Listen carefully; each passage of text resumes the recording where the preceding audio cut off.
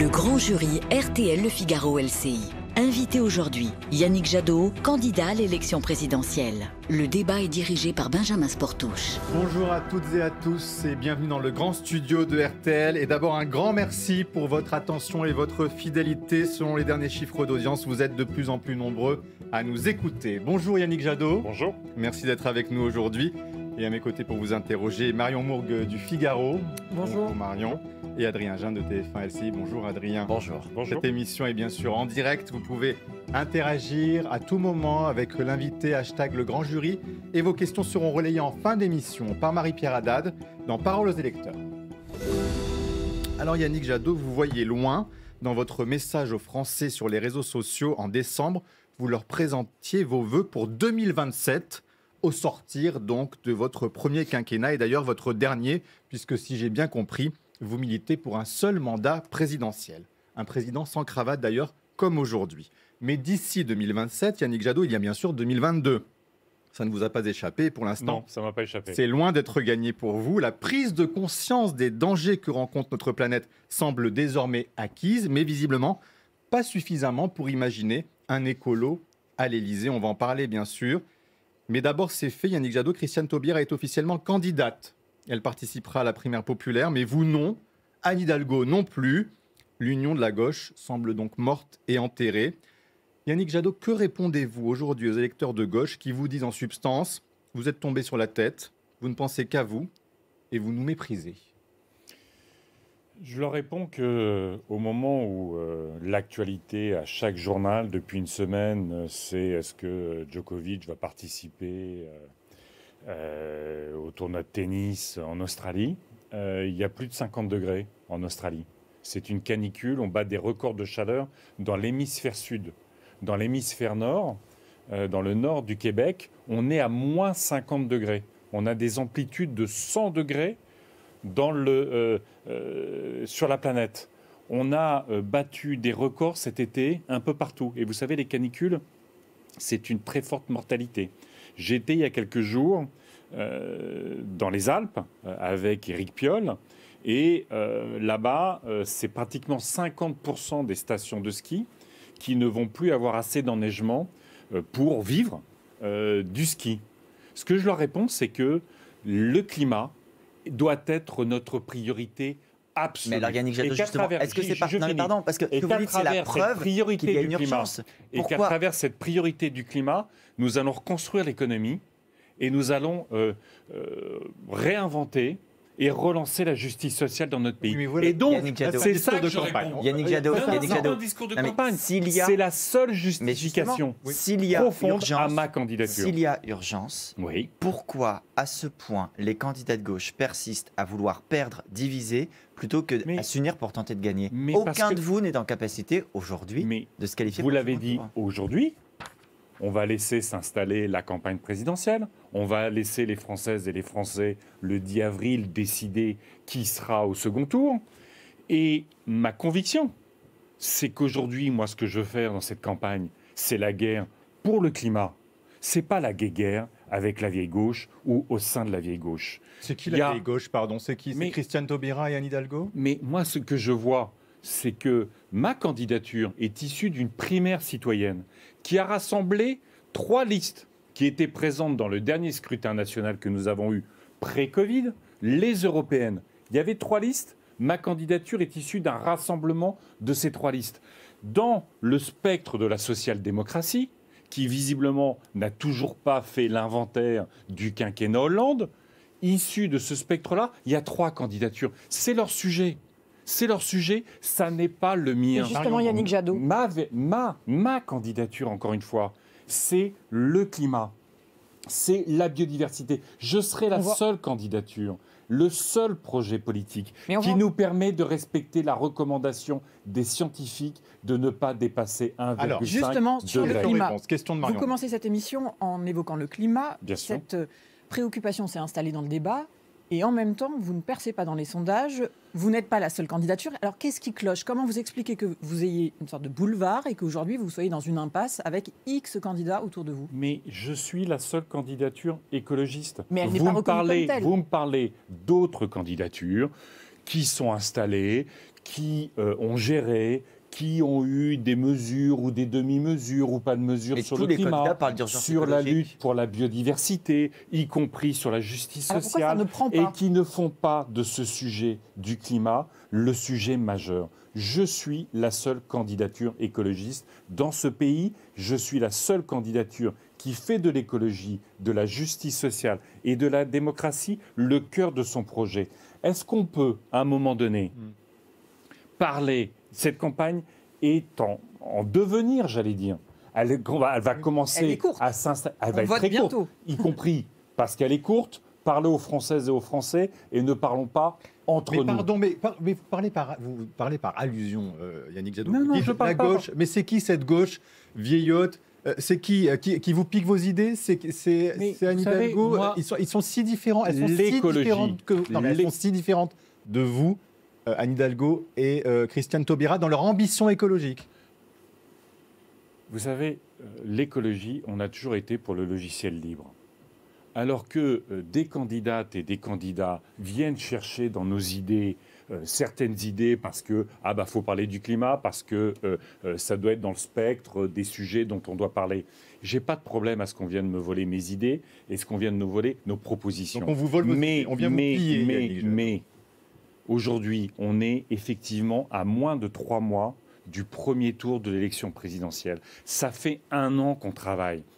Ça fait 1 an qu'on est sur le terrain. Un projet présidentiel, c'est pas simplement un concours de savonnettes. C'est pas une sorte de sondage grandeur nature. C'est proposer aux Françaises et aux Français des solutions pour le climat et pour leur pouvoir d'achat, pour la biodiversité. Quand vous voyez qu'Anne Hidalgo est sur la même idée, par exemple l'ISF climatique, non, c'est pas le même Christiane ISF Taubira climatique. parle de la même chose. Regardez dans les détails, ce ne sont pas les mêmes projets. La question, c'est est-ce qu'on fait du climat une priorité absolue? Je suis le seul. Est-ce qu'on fait de la biodiversité une priorité absolue? Je suis le seul. J'étais hier avec un paysan dans l'Aisne, dans mon département, dans ma Picardie. Ce paysan, il y a une vingtaine d'années, il est tombé malade à cause des pesticides. Il contrôle toujours son sang pour savoir s'il n'a pas développé, comme trop de paysans dans notre pays, une leucémie ou une maladie de sang liée aux pesticides. Il a converti son exploitation. Il gagne plus d'argent. Son exploitation est neutre en carbone alors que le reste de l'agriculture contribue au dérèglement climatique. Il est inscrit sur son territoire, il fait des produits de qualité. Il est fier, Eh bien, les différents quinquennats qui ont précédé, celui de Macron, celui de Hollande, comme celui de Sarkozy, ont tous poussé à l'augmentation des pesticides. Alors, pas leur réduction, à l'augmentation des pesticides. Vous considérez aujourd'hui que la gauche et les écologistes sont sur la bonne voie, vont dans la bonne direction? Mais l'écologie, aujourd'hui, a sa cohérence. L'écologie est le seul logiciel qui répond aux défis. Désincarné. Il y a des candidats, il y a une campagne. Est-ce qu'à un moment donné... Ah oui, tout le monde en parle.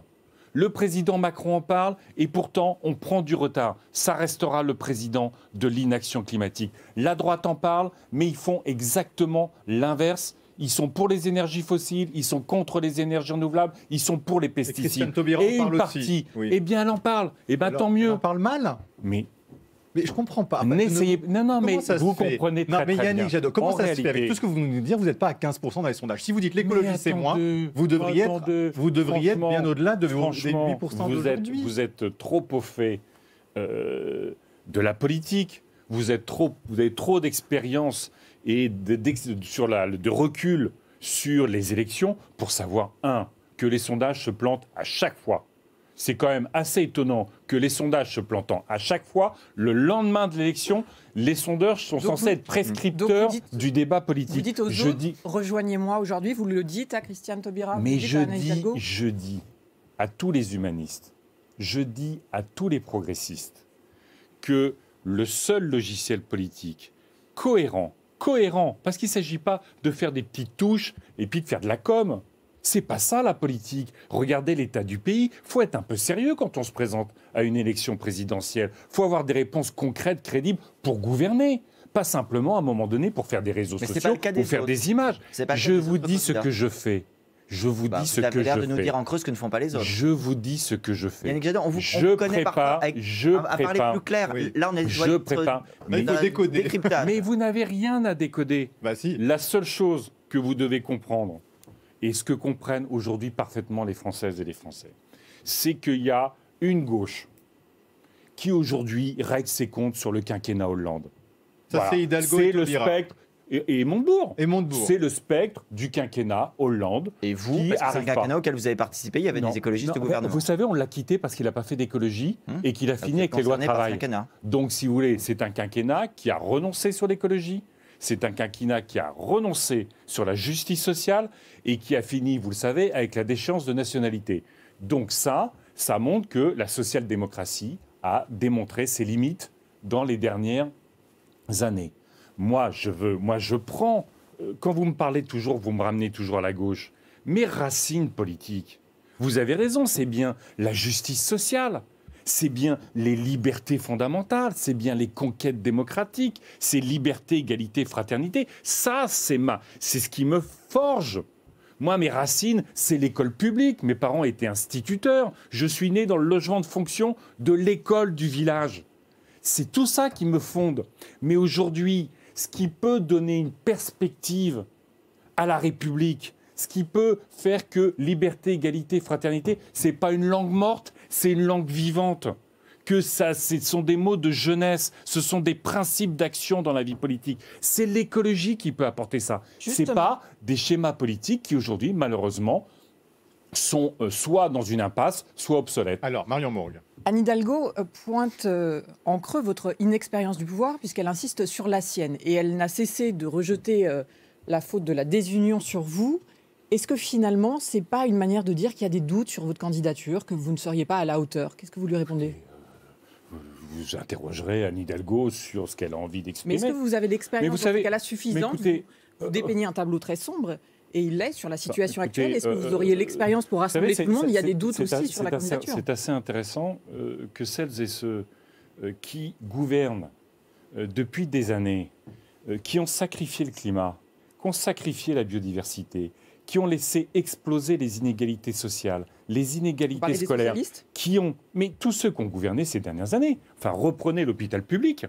C'est pas d'hier, et c'est même pas seulement d'Emmanuel Macron, qu'on a fermé des lits, qu'on a fait de l'hôpital une entreprise qui devenait être rentable quand les personnels soignants sont en burn-out, que l'hôpital public est au bord du gouffre. Donc, ce que je veux dire, c'est que toutes celles et tous ceux qui réclament la crédibilité d'avoir géré devraient s'interroger d'abord sur leur bilan, expliquer aux Françaises et aux Français pourquoi ils ont abandonné l'école, qui est l'outil indispensable, comme l'enseignement supérieur, l'outil indispensable pour avoir une société de connaissances, une société d'innovation, une société d'intelligence. Ils ont abandonné l'école publique, ils ont abandonné l'hôpital public qui est le joyau de notre politique de santé. Tout le monde s'en rend compte aujourd'hui et j'ai des propositions très fortes sur l'hôpital. J'étais à l'hôpital de Saint-Denis il y a quelques jours.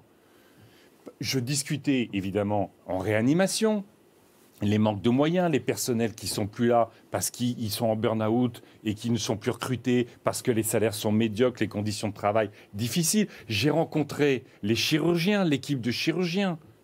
Ils sont désespérés. Yannick Jadot, ça, c'est pas que de l'écologie, c'est la preuve que vous pouvez parler autre chose que d'écologie, donc les autres candidats peuvent aussi parler d'écologie. Sur les chirurgiens, pardonnez-moi.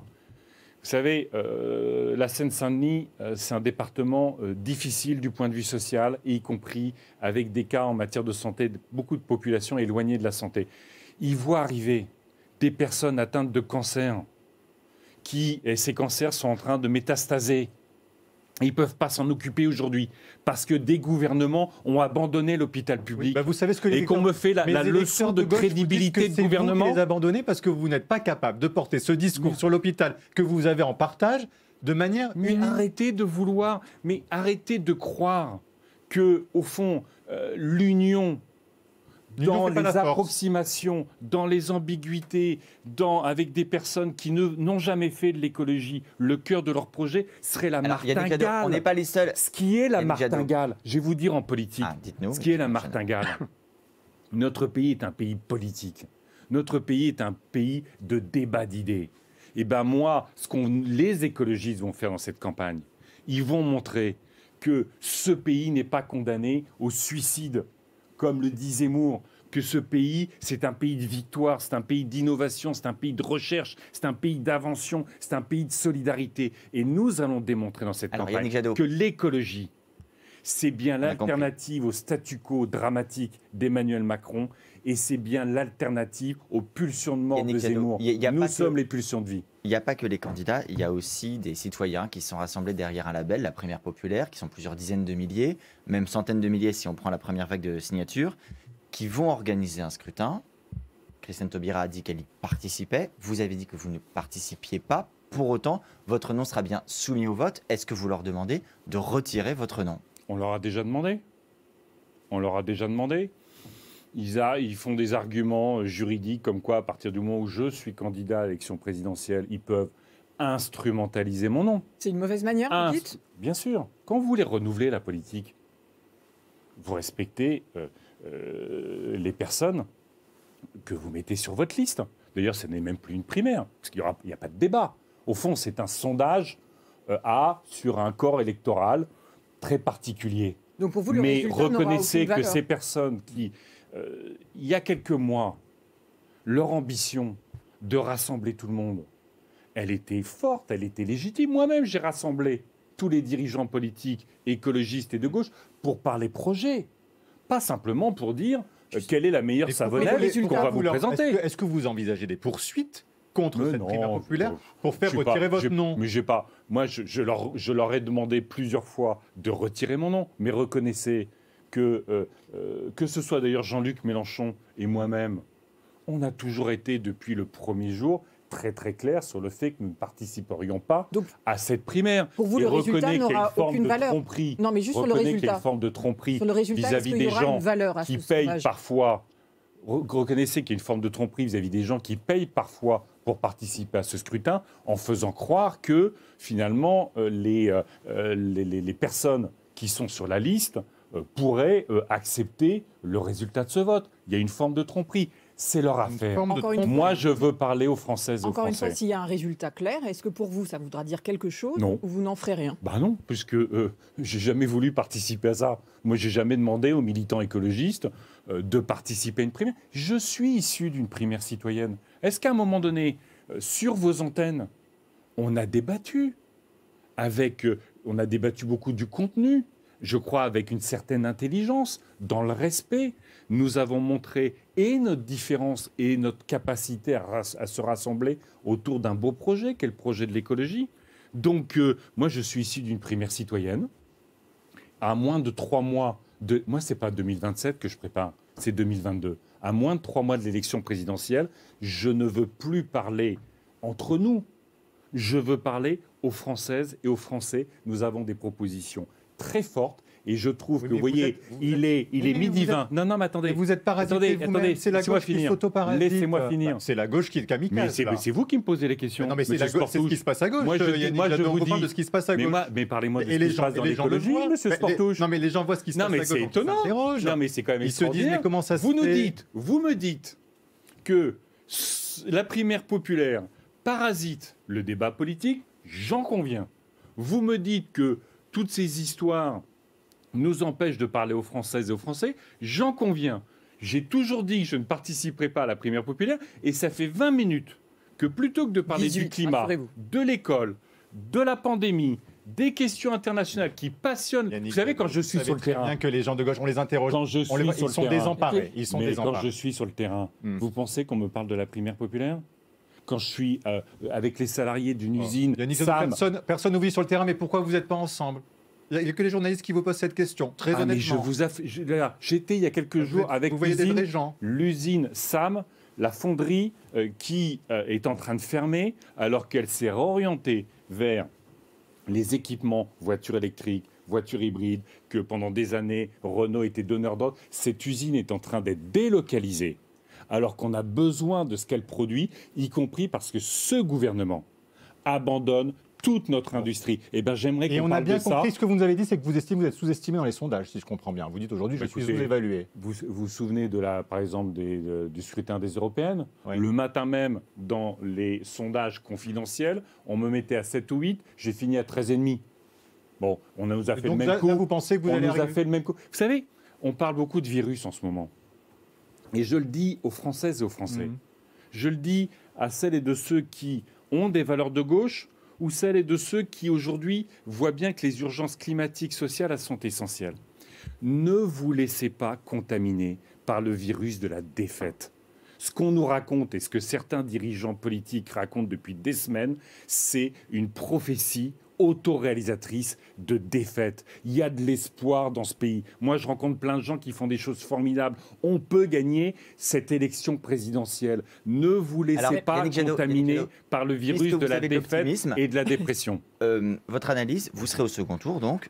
Oui. Face à qui, à votre avis, le pays dit quoi aujourd'hui? Ce sera face à Ah, mais Macron, j'aimerais que face à ce Le soit Pen, face à Emmanuel Macron, très clairement. Je trouve que pour la santé de notre démocratie, pour la profondeur des différences de modèles qui est portée par Emmanuel Macron et par l'écologie, ce que ça veut dire sur la manière de gouverner, ce que ça veut dire sur... vous savez, moi, une de mes propositions fortes, c'est un revenu citoyen au niveau du seuil de pauvreté. Donc, plus personne ne sera sous le seuil de pauvreté, à 880, 885, selon l'évolution du revenu médian, parce que le seuil de pauvreté, c'est un des calculs, c'est 50% du revenu médian, hein, qui sera accessible dès 18 ans.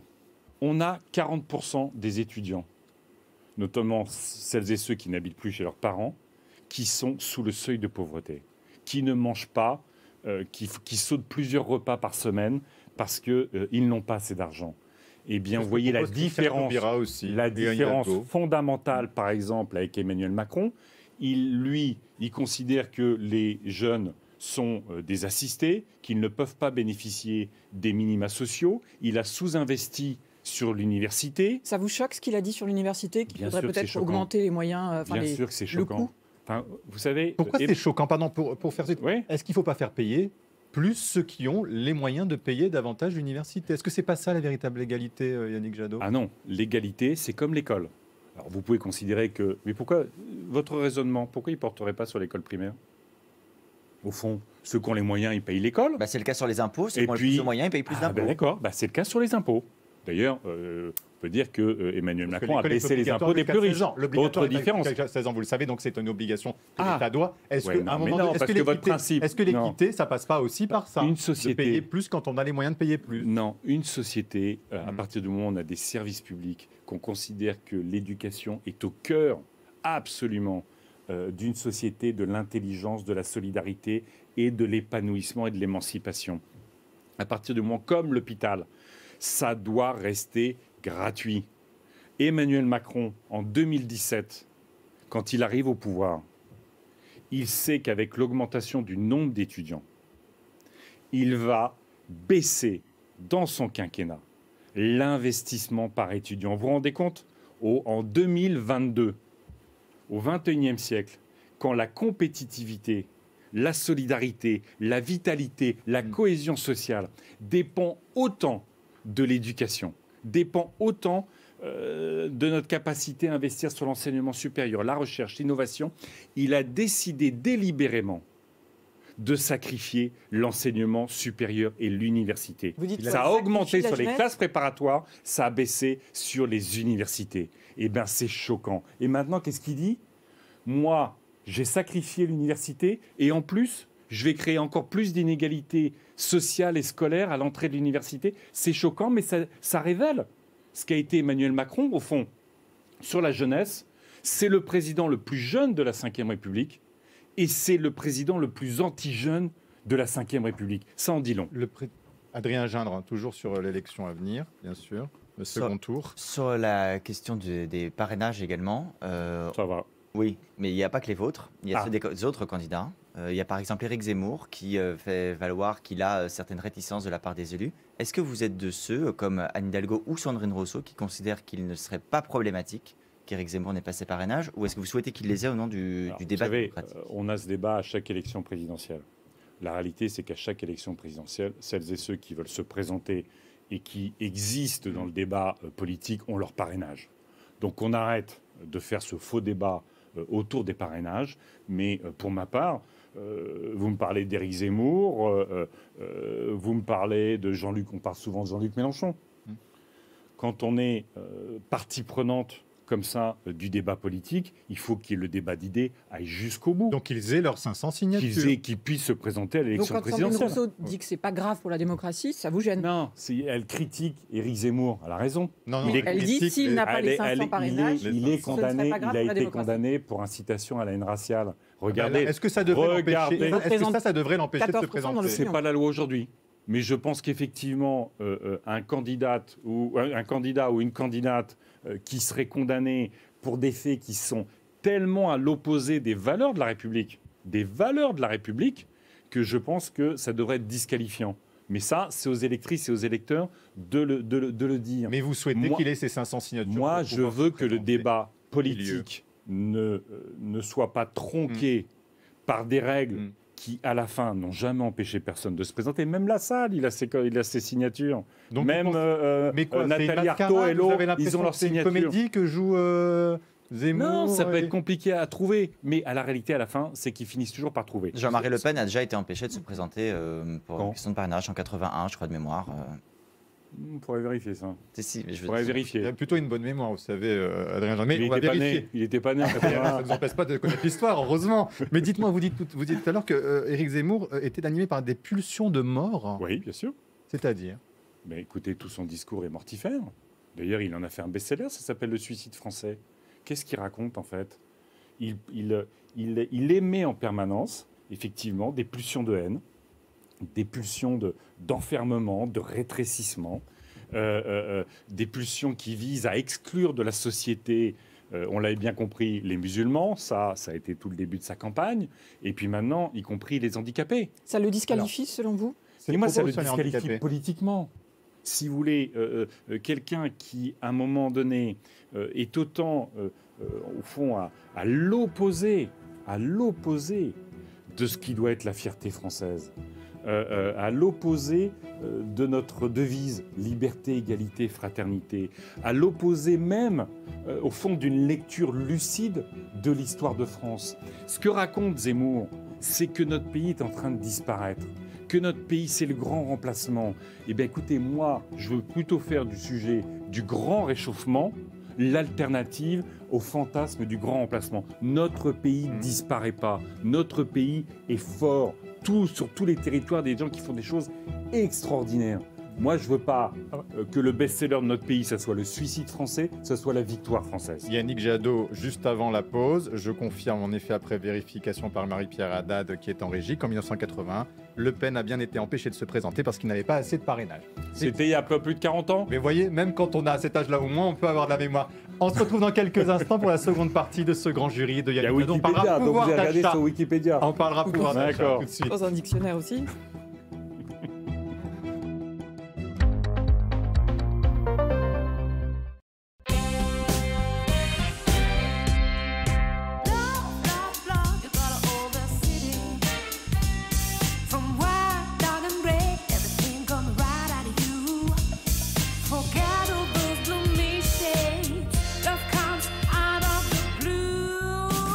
En ce moment, Citroën C3 Yo est à partir de 169 € par mois. Sans apport, avec 4 ans de garantie et d'assistance offerte. C'est simple, c'est zen, c'est Citroën. Portes ouvertes ce week-end. Allez plus haut et dessiner des souvenirs. On va pas se mentir, il ne suffit pas d'avoir envie. Comme Pierre, donnez-vous les moyens d'aller plus haut. Profitez de l'offre promotionnelle Distingo jusqu'au 31 janvier 2022 en mettant votre épargne au travail. Distingo par PSA Bank, apprenez à mieux épargner. QuickBooks est aux côtés de millions d'entrepreneurs pour simplifier leur gestion. Avec QuickBooks, je facture en 2 clics. Je suis alerté des retards de paiement et je relance mes clients facilement. Pour mes frais, plus de saisie. Une photo suffit.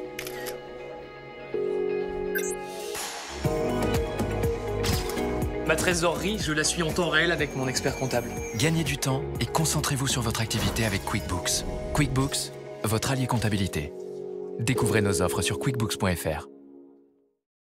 Cette gélule possède 12 actions minceurs. Elle est le résultat de l'alliance entre savoir-faire français et ingrédients de qualité. Chacune de ces 12 actions est reliée à un ingrédient clé. Le guarana, par exemple, a été sélectionné pour aider à favoriser la perte de poids et la combustion des graisses. Autant de plantes, vitamines et minéraux minutieusement choisis afin de concevoir une formule inédite. Anaca 3 Plus minceur 12 en 1, la gélule avec le plus d'actions minceurs. À découvrir en pharmacie et sur anaca3.com. Avant, conclure des affaires était aussi simple qu'une poignée de main. Aujourd'hui, tout s'est complexifié. Et si on vous donnait un coup de main? Avec Libéo, centralisez vos factures et payez-les en un clic. Retrouvez du temps pour vous concentrer sur votre activité grâce à Libéo. Moi, mon truc, c'est la couleur. Toutes les couleurs. Par contre, l'électricité, je la veux verte. Et surtout locale. Ça peut se faire? C'est prévu. Avec l'option Elec Vert Plus dans votre contrat, Engie vous fournit de l'électricité 100% verte et certifiée produite en France. Appelez le 3101. J'agis avec Engie. Vos yeux sont exceptionnels. Ils sont capables d'actionner plus de 100 millions de photorécepteurs et d'analyser des dizaines de milliers d'informations par heure. Mais voilà, vous, tout ce que vous voulez voir pour l'instant, c'est si c'est un 0 ou un O dans ce fichu code Wi-Fi. Alors si vous avez plus de 40 ans, votre opticien Atoll vous offre un examen de votre vision. Dispositif médical. Vous avez vu le froid qu'il fait? Si vous avez un impact sur votre pare-brise, ça peut être terrible. Regardez, quand l'eau gèle, elle se solidifie, elle prend plus de place et avec la pression, crac. Alors, réagissez tout de suite. On vient où vous voulez et on répare votre impact. En plus, le déplacement chez Carglass, c'est 0 €. Alors n'attendez pas. En plus, en ce moment, Carglass vous offre un dégivreur électrique sans fil. C'est une innovation Karcher. Alors prenez rendez-vous sur carglass.fr et tapez bien .fr pour être sûr d'arriver directement sur notre site. Carglass répare, Carglass remplace. Deliveroo présente les plats que vous aimez, frais et gourmands, grillés à point, pour remplir votre frigo, à partager et à ne surtout pas partager. Deliveroo, c'est tous les plats de vos restos livrés chez vous. Froid devant, vos produits Picard livrés chez vous, maintenant sur Deliveroo. L'instinct. Une fulgurance qui nous pousse à agir. Un battement de cœur, une émotion brute. Constamment, nous devons nous réfréner. Stop.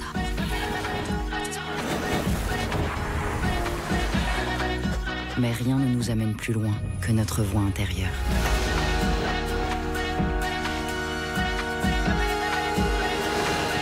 Nouvelle Cupra Born, 100% électrique.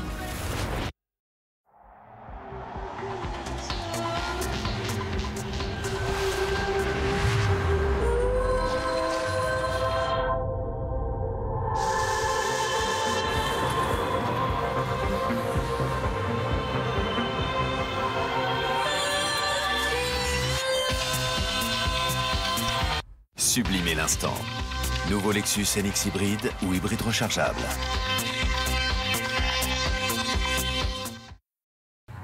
Vous voyez cet éleveur, cette productrice de fromage et ce producteur de tomates? Ils font tous partie des alliances locales Leclerc. Des circuits courts entre des magasins Leclerc et des petits producteurs. Aujourd'hui, il y a plus de 12 000 alliances locales pour développer leur activité. Parce que défendre les filières agricoles françaises, ça commence en local. Leclerc.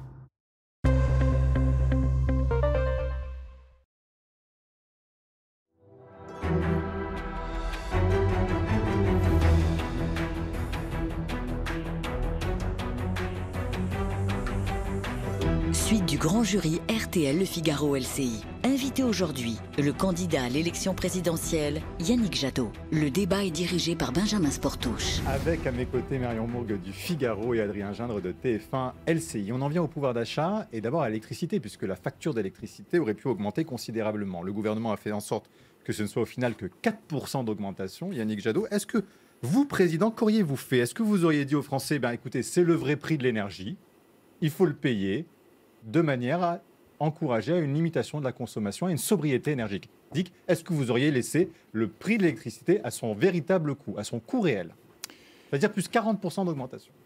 Ça n'est malheureusement pas le coût réel de l'électricité.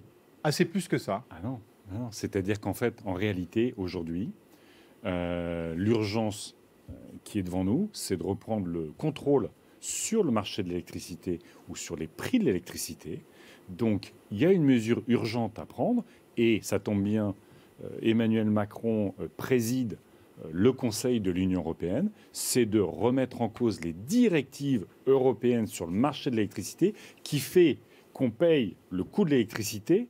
Aujourd'hui, c'est la dernière centrale à gaz qui est engagée en Europe. Pardon, concrètement sur les répondez directives. juste à ma question, s'il vous plaît. Qu'est-ce que vous faites dans l'urgence? Alors, Voilà, vous êtes président. Vous voyez mais l'électricité qui va augmenter de 40%. Vous dites, bon, écoutez, je fais en sorte, là, très vite, que ce soit 4%, comme le fait le gouvernement, ou vous laissez le prix, le coût réel. On fait comme on a fait, notamment dans la crise budgétaire face au Covid, on a suspendu toutes les règles budgétaires, toutes les règles relatives aux aides d'État. Je suspends les règles européennes en matière du marché de l'électricité qui font qu'aujourd'hui on paye une électricité beaucoup plus chère parce que nous sommes contraints par ces directives européennes. Donc vous, le défenseur de l'Europe, vous dites il faut des règles nationales. Non, je dis il faut de nouvelles règles européennes qui fassent qu'on ne dépende pas de Total, d'Engie et des Russes sur le prix de notre électricité. Première chose, c'est que vous faites une sorte de Frexit énergétique. Vous dites, je ne respecte pas les règles européennes. Mais attendez, on est sorti des règles européennes pour pouvoir sauver nos économies. On sort des règles européennes pour pouvoir soutenir nos entreprises. Nous sommes dans une crise où l'électricité comme l'énergie vont être des enjeux majeurs des années à venir. On est d'accord. Attendez, je vais juste essayer d'expliquer un petit peu. Aujourd'hui, c'est quoi la situation de la France ?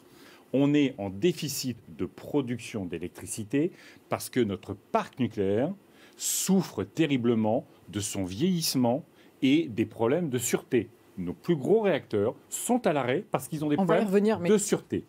Nous n'avons pas, et les différents gouvernements, et le gouvernement Macron n'est pas le premier, nous avons sous-investi sur les économies dans nos logements qui permettent de réduire nos consommations, donc d'améliorer notre pouvoir d'achat. Nous avons en France, vous le savez, très sous-investi sur les énergies renouvelables. Donc aujourd'hui, on se retrouve coincé entre le nucléaire qui ne fonctionne plus et le gaz, qui est une énergie fossile qui dépend des Russes. Faisons les choses les unes après les autres. Sortons-en. Alors, sortons-en. Alors, justement, sur l'électricité, sur EDF, reprenons le contrôle. Alors, reprenons le contrôle. Est-ce que ça passe par une modification du statut d'EDF ? Oui. Aujourd'hui, on rappelle que l'État détient presque 84%. Oui. Est-ce qu'il faut aller plus loin ? Qu'est-ce qu'il faut changer ? Il faut reprendre le contrôle total d'EDF.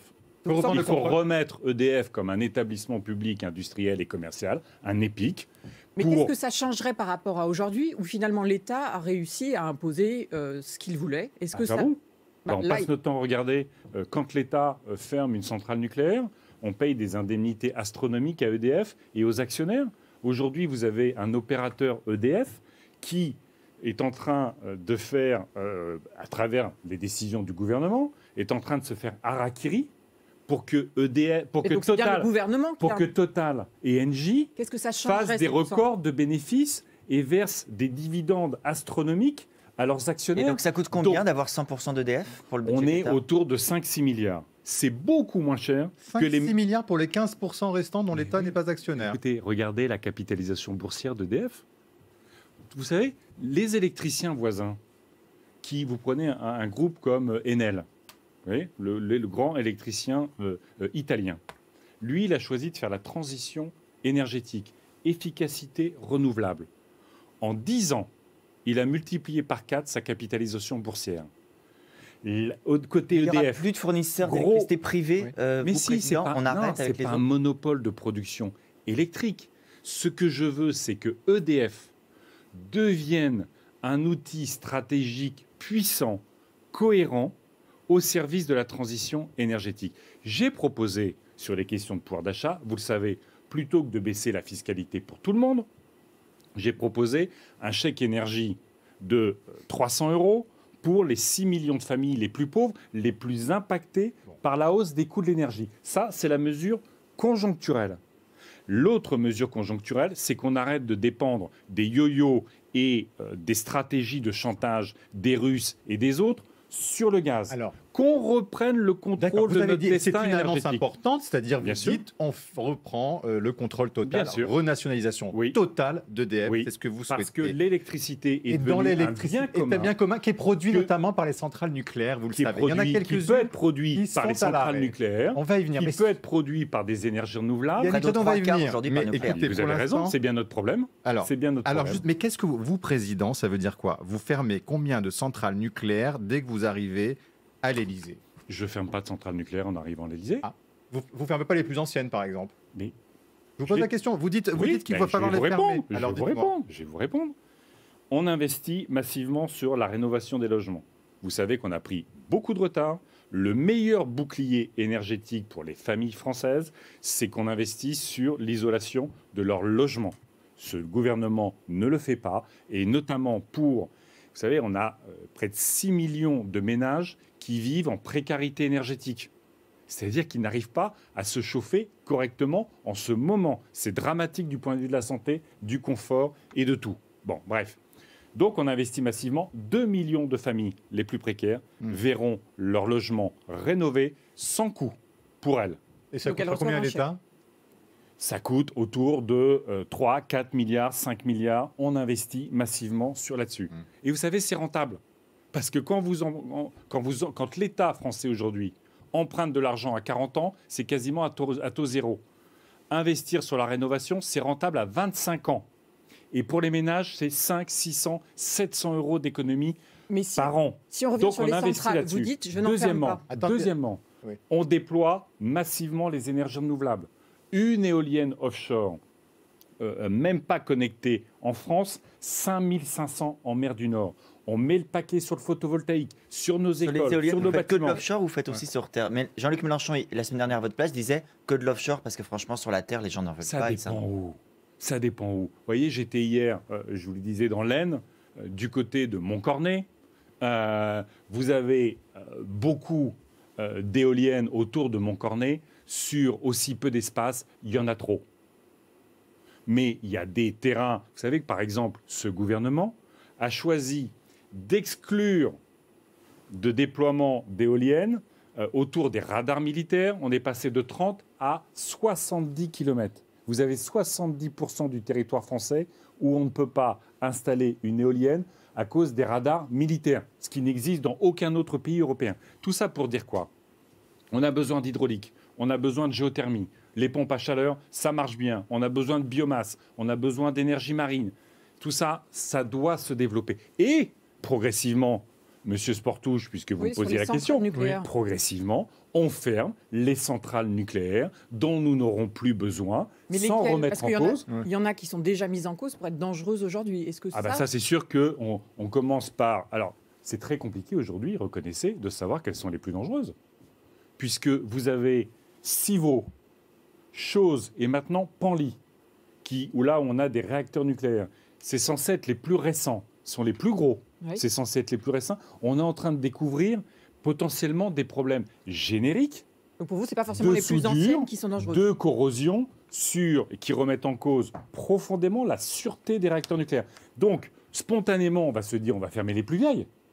Mais là, vu l'état de notre parc, il faudra s'adapter en fonction des plus dangereuses ou des plus vulnérables vis-à-vis du dérèglement climatique. On sait que, par exemple, celle du Blayais, à côté de Bordeaux, elle est sous le niveau de la mer. Et vous interrompez le chantier de l'EPR de Flamanville?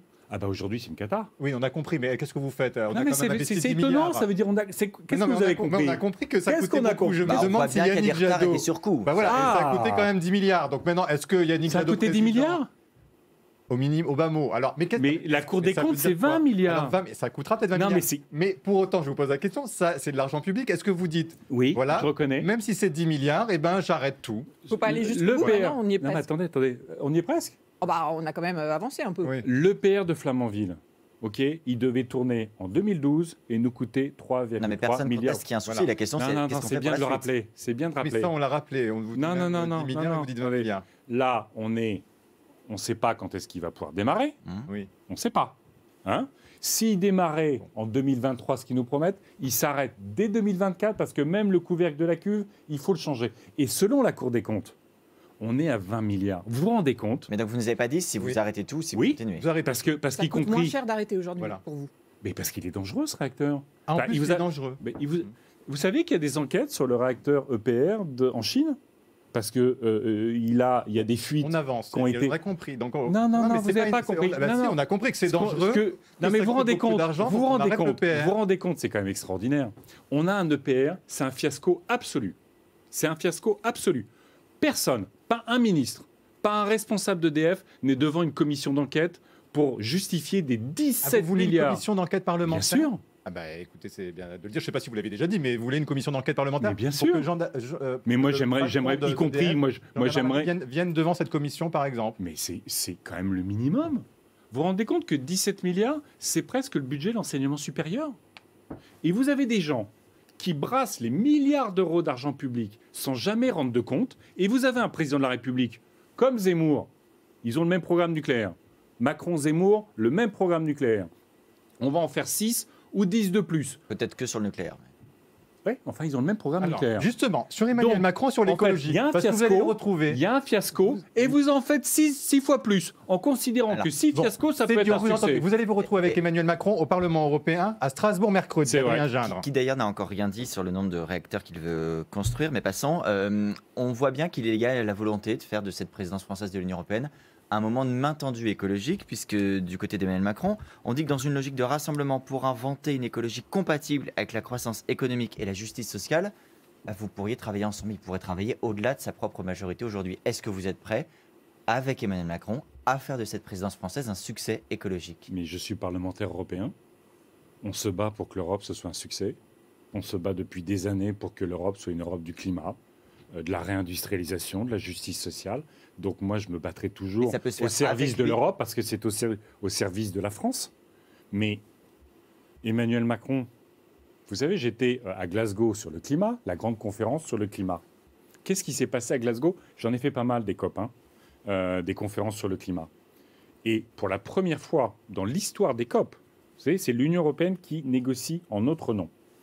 Pour la première fois, vous aviez 6 pays européens, dont l'Allemagne, qui ont fait, et les ministres, niveau ministériel, qui ont fait une conférence de presse publique pour dénoncer la France et le fait que la France, pour sauver son nucléaire, s'alliait avec la Pologne du charbon, s'alliait avec la Hongrie du gaz pour sauver son nucléaire. Est-ce que vous lui direz mercredi au Parlement européen? Au détriment du climat. Donc c'est non pour la main tendue. Eh bien, encore une fois, Emmanuel Macron restera le président de l'inaction climatique. Et j'ai porté pour le Parlement européen l'ajustement carbone aux frontières. Vous savez, c'est ce qu'on appelle la taxe carbone aux frontières. C'est ce qui permet de protéger nos industries du dumping d'autres pays sur le climat et potentiellement de réindustrialiser. Je l'ai porté. Yannick Jadot. On devait installer cet instrument très important pour la relocalisation de notre économie.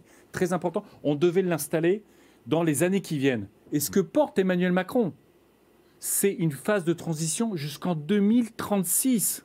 2036, mais c'est le film Don't Look Up. Don't Look Up que vous avez vu et que je pense. Juste une petite question tout de même. Si vous n'êtes pas élu et qu'Emmanuel Macron est président de la République à nouveau, vous ne serez jamais son ministre de l'écologie. Ah non.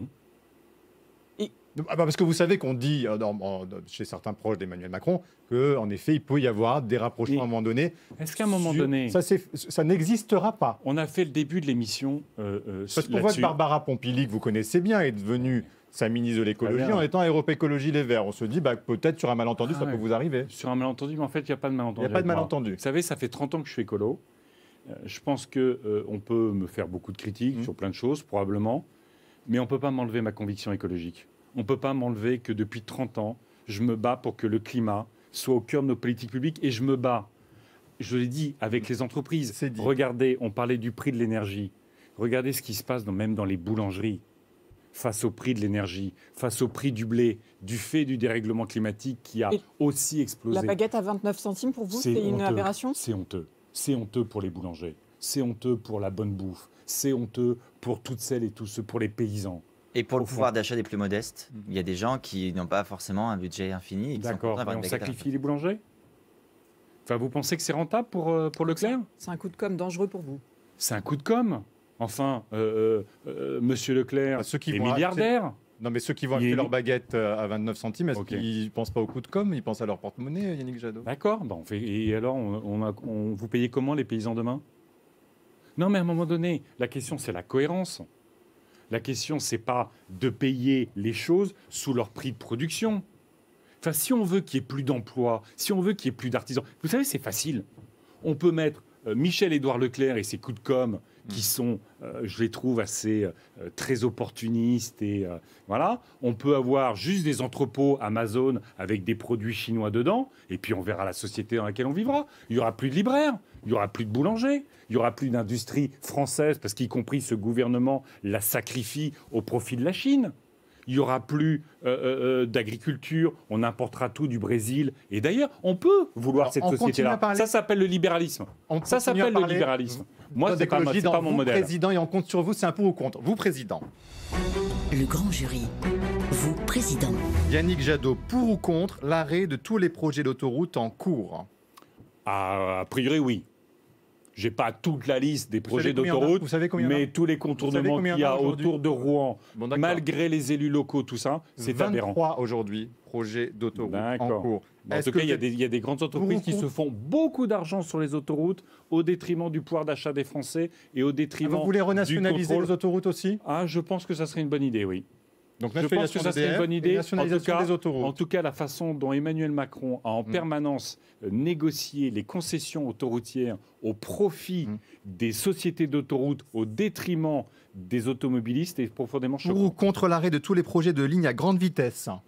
À celle qui part de Bordeaux oui, pour mais aller dans le sud, oui, parce qu'en fait, si on investissait, si on investissait sur les voies existantes, pour les restaurer, parce que ça fait longtemps qu'on ne les entretient plus. Vous savez que c'est quoi la différence de temps entre restaurer les voies existantes et mettre une LGV? C'est 20 minutes. 20 minutes pour sauver 7 milliards. 20 minutes pour sauver 7 milliards. Moi, je veux des trains du quotidien. Et Montpellier, Perpignan, Marseille, Nice, qui sont vous, président, vous les mettez en œuvre ou pas? Moi, je ne mets pas en œuvre la construction des LGV. Très bien. Je suis pour le train. Je suis pour le train. Taxer davantage les billets d'avion, justement. Oui. Combien? Écoutez, il faut voir. De toute façon, là, aujourd'hui, le scandale, il y a deux scandales aujourd'hui, d'ailleurs, en ce moment. Il y a un, quand vous mettez un plein dans votre voiture, vous payez beaucoup de taxes. Quand vous mettez dans l'avion, vous ne payez pas de taxes sur les carburants. C'est choquant. Deuxièmement, vous savez qu'aujourd'hui, ça a été le scandale sorti par Lufthansa. L'Europe accepte qu'il y ait des dizaines de milliers d'avions qui volent à vide pour maintenir les créneaux horaires. C'est profondément choquant. Avec Karima Delli au Parlement européen, au niveau de l'Union européenne, on veut suspendre ces règles débiles qui font qu'aujourd'hui, on fait tourner des avions à vide. Enfin, dernier pour ou contre la vitesse maximale à 30 km dans tous les centres-villes de France. Les centres-villes, c'est pas mal, oui. C'est pas mal. Une question sur le carburant. On parlait à la fois carburant, écologie, pouvoir d'achat. Les prix à la pompe, vous, président, qu'est-ce que vous faites? Est-ce que vous faites en sorte qu'ils arrêtent d'augmenter ou est-ce qu'on laisse? Je vous ai dit, moi, on fait un chèque énergie de 300 € pour les 6 millions de familles qui sont les plus en difficulté. 2, on fait un chèque énergie de 100 € supplémentaires pour 15 millions de familles au-dessus. Et puis, moi, je mets en place le covoiturage gratuit la première année pour que les Françaises et les Français, quand il n'y a pas d'offre de transport collectif, et il y a beaucoup de territoires où il n'y a pas d'offre de transport collectif, on puisse mettre en place le covoiturage et que ça ne coûte rien aux Françaises et aux Français. C'est bon pour le pouvoir d'achat, c'est bon pour le climat, c'est bon pour la pollution de l'air et ça réorganise notre façon de nous déplacer. Une question sur le Covid. Le pass vaccinal va être voté aujourd'hui. Vous étiez contre. Oui. Qu'est-ce que vous faites si vous êtes élu président? Vous l'abrogez tout de suite? Ça peut être quand même utile? J'espère qu'on sera dans une situation où la pandémie aura baissé. Ça vient vite le mois d'avril. Je sais, vous avez raison. Vous serez peut-être président très bientôt. Donc, pour ma part, pourquoi c'est une mauvaise idée le pass vaccinal? Parce que moi, ma boussole depuis le début de cette pandémie, c'est la science. Et les scientifiques, il y a encore eu une tribune de 1200 scientifiques sur le Covid la semaine dernière. Le Conseil scientifique, l'Organisation mondiale de la santé disent qu'il faut convaincre plutôt que contraindre. Et quand vous avez, dans le même temps, donc vous avez le pass vaccinal et l'insulte du président de la République, ça veut dire quoi? Ça veut dire qu'aujourd'hui, Emmanuel Macron fait de sa politique de santé un référendum pour ou contre lui. C'est extrêmement dangereux. Donc pour vous, il dans la instrumentalise situation cette crise sanitaire. Mais bien sûr qu'il instrumentalise cette crise. Je regrette qu'on n'ait pas mis le paquet, y compris, ça n'est pas dans cette loi, sur les capteurs de CO2. Tous les scientifiques le disent. Le gouvernement ne le fait pas. On ne fasse pas la levée des brevets pour vacciner dans le monde entier. Sur ça, Yannick Jadot, vous avez demandé il y a quelques jours la démission de Jean-Michel Blanquer. Oui. Il a reçu les représentants des personnels de l'éducation. Il y a eu des bougées. Est-ce que vous demandez toujours sa démission? Et j'ajoute un complément. Si vous, un jour, un de vos ministres est en difficulté face à des interlocuteurs de son secteur, vous le ferez démissionner? Alors ça, c'est une drôle de façon d'évoquer le sujet. La question, c'est pas est-ce que Jean-Michel Blanquer est en difficulté. C'est... vous savez, pour moi, dans ce quinquennat, on l'a vu, c'est Emmanuel Macron qui décide de tout. Ouais. Je n'ai jamais appelé à la démission d'un ministre dans ce quinquennat, parce que c'était Emmanuel Macron. Vous n'avez pas appelé à la démission de Jean-Michel Blanquer ces derniers jours? Si, j'y arrive. Mais Jean-Michel Blanquer a une spécificité, c'est qu'il méprise le corps enseignant. C'est pas qu'il porte une mauvaise politique. Ça, on va avoir un débat d'idées sur la conception de l'école, sur les effectifs, sur les rythmes scolaires, sur Parcoursup, tout ça. On va avoir le débat d'idées. Mais c'est que Jean-Michel Blanquer et ce gouvernement, c'est ça qui est grave. C'est qu'ils ont laissé l'exaspération s'installer. Ils ont laissé l'épuisement des enseignants, des parents d'élèves et des élèves s'installer. Et il a méprisé toutes ces personnes-là. Et vous dites que c'est un référendum qu'il est en train de faire pour ou contre sa politique sanitaire. Donc vous dites aux gens de voter contre lui, c'est ça? Non, je dis aux gens de se vacciner, même s'ils détestent Emmanuel Macron. Même pour la 4e dose, vous dites oui? On n'y est pas encore, franchement. Attendez, est-ce qu'on peut avoir les débats les uns après les autres? Je dis aux Françaises et aux Français, vaccinez-vous, vaccinez-vous, vaccinez-vous. Je dis au président de la République de se battre pour lever les brevets, pour que le monde entier puisse se vacciner. C'est bien pour les pays du Sud, c'est bien pour éviter l'émergence de nouveaux variants. Et je dis, mettons des capteurs de CO2 dans nos écoles pour qu'on évite les contaminations. Parole aux électeurs. Le grand jury, parole aux électeurs. Bonjour Marie-Pierre Haddad. Bonjour à tous, bonjour Yannick Jadot. Bonjour. Alors dans les questions des internautes que nous avons reçues, il y a la question de Sandrine qui nous a écrit sur le compte Twitter de RTL et elle vous interroge sur le chlordécone. Sa question est très directe, écoutez-la. Yannick Jadot, bonjour. Comme vous le savez, le chlordécone est un scandale environnemental et sanitaire, mais aussi économique et social. Vous, président, dépolluez-vous les sols et indemnisez-vous les victimes? Oui. Donc, c'est un scandale vous, président, absolu. vous engagez à le faire. Bien sûr, c'est un scandale scandale absolu. C'est clair, là, on n'a pas besoin de... Parce qu'on a d'autres questions. Non, juste parce qu'on ne parle pas souvent des Outre-mer. Pardonnez-moi. Mais là, on ne parle pas souvent des Outre-mer. 90% de la population qui est contaminée. On a, sur certains cancers, les taux les plus élevés au monde. Le taux est le plus élevé au monde. Donc il faut que ce soit une action majeure. Autre question. Oui, Anne Hidalgo vient d'être interrogée sur le fait qu'elle puisse retirer sa candidature pour vous rallier. Et sa réponse est plutôt directe aussi. Là. Elle dit « Ce n'est pas en demandant à l'autre de renoncer qu'on arrivera à créer une dynamique ». Écoutez, vous savez, moi, il y a 5 ans, quand la situation politique, c'était que je me retire au profit de Benoît Hamon pour nous donner une chance. Je n'ai pas fait appel à une primaire. Donc vous lui demandez de vous rendre l'appareil. Vous lui demandez, la question, c'est pas de rendre l'appareil. C'est pas chacun son tour. C'est pas comme ça que ça se construit la politique. Ce que je dis aux socialistes, qui à mon avis regardent le paysage de leur ancienne famille ou de leur famille politique avec probablement beaucoup de déprime et de déception, je leur dis prenez. Faites part, venez, rejoignez-nous avec vos idées, vos projets, votre histoire et faisons de l'écologie le grand moment de cette élection présidentielle et la victoire de 2022. Merci Yannick Jadot. Est-ce que vous nous dites quand même qu'en cas de second tour, Emmanuel Macron face à un autre candidat de droite ou d'extrême droite, vous voteriez pour Emmanuel Macron ou pas? Les écologistes ont toujours pris les responsabilités pour empêcher l'extrême droite d'accéder au pouvoir, mais ma seule détermination, c'est de faire en sorte que l'écologie prenne le pouvoir dans ce pays, gouverne les 5 prochaines années et donc je suis Yannick et nous Jadot. sommes tous concentrés pour gagner cette élection présidentielle. Très bonne semaine à tous. Merci de nous avoir suivis. À la semaine prochaine.